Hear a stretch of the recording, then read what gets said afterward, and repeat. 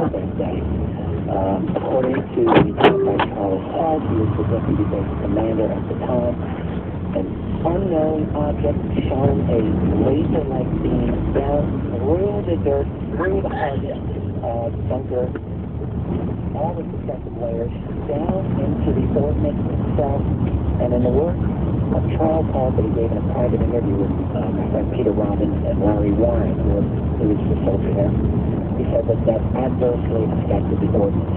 And the point is that there were not supposed to be nukes there. It's a sensitive issue. To this day, even Nick, who's no longer an employee of the MOD, but he will not explicitly say that there were nukes there, but everyone knows there are nukes there. And so, as wonder, I can't really know this for sure, but the fact that that was also there might have had a contributing factor in someone's decision to take those files out. Well, something like that must have been true, but it doesn't explain the Roswell, the reason to take out the Roswell files. There were certainly nukes that Roswell thought they were supposed to be there. Cool, absolutely. And the Roswell case, I'm so glad you brought this up. I'll be dealing with that historically in my next volume of history when I company this thing. It's a crime against the public. All of these are crimes against the public too. We live here too. The whole world is not supposed to be national security state. The whole world is supposed to be free world. And people do have the right to know what's going on in this world.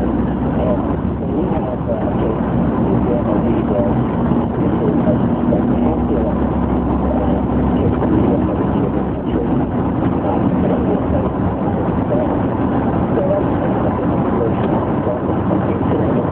A few years ago, the MOD released other files relating to Bentwaters/Rendlesham. This spectacular case.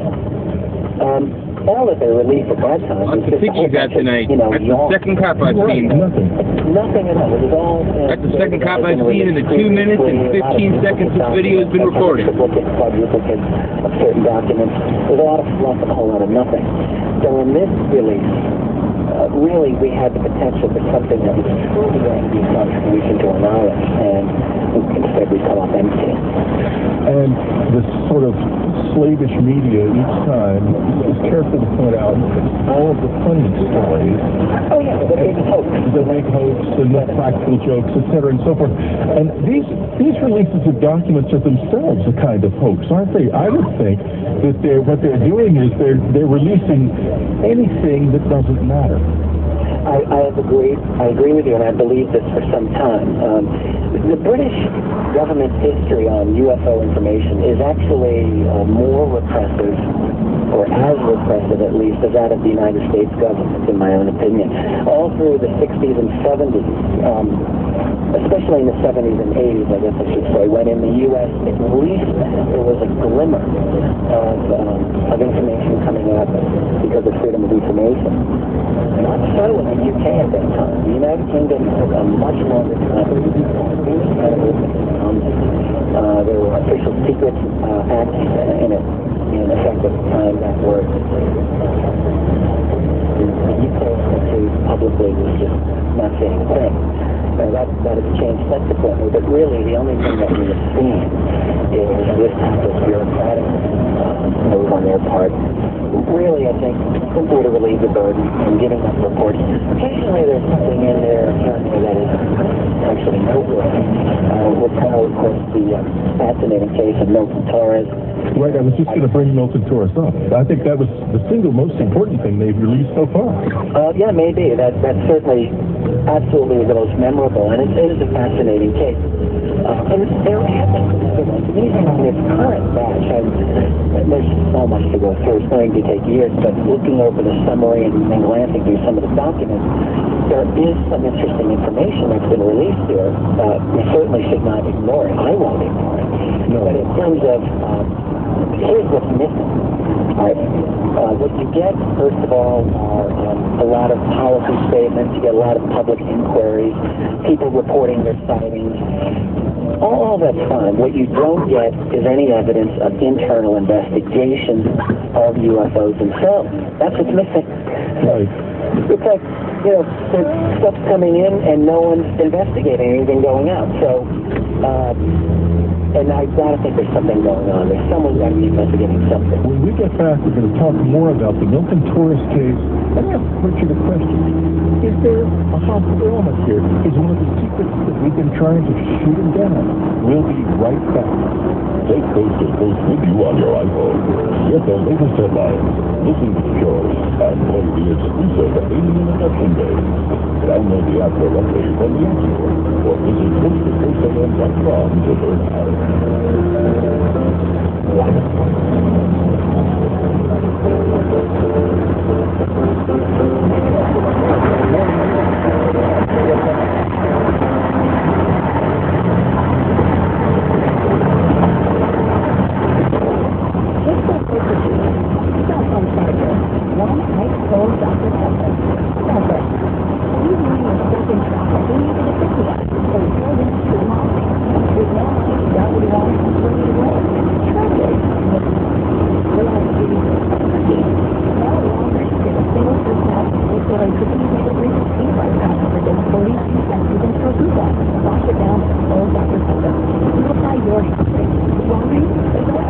At the plant proving ground, failure is not an option. Because failure to trap dirt is not an option for your engine. That's why plant filters are tested beyond any conditions you'll ever encounter, proven beyond any limits you'll ever push. From the Fram Extra Guard air filter to the Fram Tough Guard oil filter that traps 99% of dirt, Fram's tough technology helps keep miles of wear and tear off your engine. You count on your engine to run right, so it's counting on you to choose the right filter. Fram, don't fail your engine. Find the right filters at Fram.com.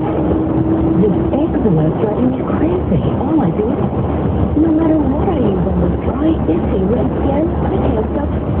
Introducing the first eczema lotion for cortisone 10. It contains the strongest non-prescription itch medicine to relieve this.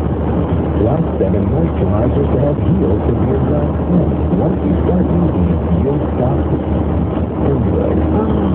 That's better. New cortisone 10 eczema lotion. Feel the heal.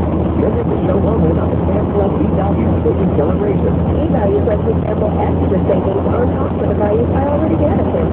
March 9th through 13th, try E-Value. The money-saving benefits Black members enjoy all year, like $150 off select AC healthcare, $50 off select urban mattresses. Even why not? That's strawberries. Not a member? Join now. Sample E-Value.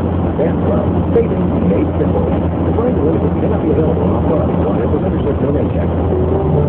Dear Mom and Dad, one thing I've learned in the Army is that when you're lucky enough to get a little time off, you should put it to use. So I'm taking a moment to write and tell you that I'm sorry. I'm doing well. We have good days and bad days. We try to remember the good ones and get through the bad best we can. Hopefully we have each other, so that's what keeps us going. That and the pride of our community, getting the job done, whatever it takes. I miss you all very much. I can't wait to get back to life as usual.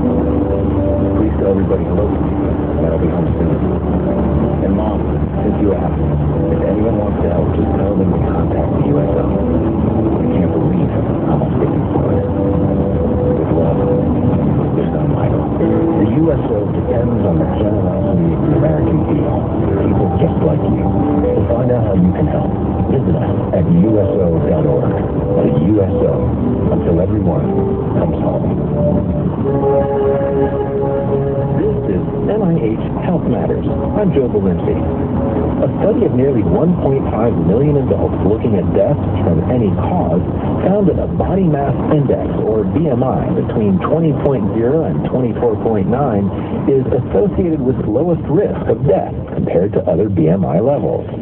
Dr. Amy Barrington of the National Cancer Institute adds, individuals who were overweight were 13% more likely to die during the study's 10-year follow-up period than those with a normal BMI. We conducted the study to clarify the relationship between body mass index, which is a measure of obesity, and all-cause mortality. A normal BMI range is 18.5 to 24.9. For more on this study, visit www.cancer.gov. Health Matters is produced by the National Institutes of Health, part of the U.S. Department of Health and Human Services. Radio 1240 KSNX.